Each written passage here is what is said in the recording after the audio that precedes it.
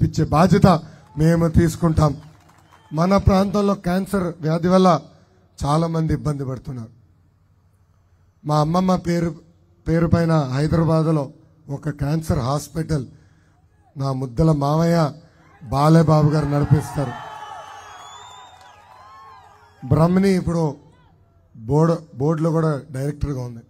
ఆమె నాకు చెప్పింది మొన్న, ఎక్కువ శాతం మంది ఆంధ్రులే వస్తున్నారు చికిత్స పొందేదానికి. 2 నెలలు ప్రభుత్వం మారిన తర్వాత తప్పనిసరిగా ఆంధ్ర రాష్ట్రంలో కూడా హాస్పిటల్ ఏర్పాటు చేయాలని వాళ్ళు ఇప్పటికీ నిర్ణయం తీసుకున్నారు. వాళ్ళే కాదు, అటు టాటా ట్రస్ట్ ఉంది, ఇటు మానస ట్రస్ట్ ఉంది, తెలుగుదేశం జనసేన ప్రభుత్వం ఉంటుంది.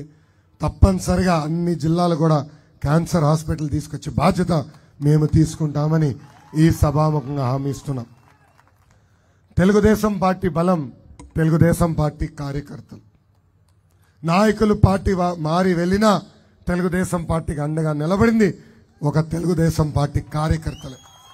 భారతదేశంలో కార్యకర్తల పార్టీ అంటే గుర్తొచ్చే మొదటి పార్టీ తెలుగుదేశం పార్టీ.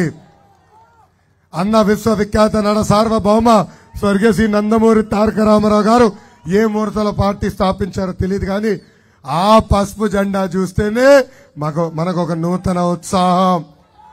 ఒక్క తరం కాదు కదా, 2 తరాలు కాదు కదా, 4 తరాలు మారినా కూడా ఆ పసుపు జెండా చూస్తేనే మనం పరిగెత్తే శక్తి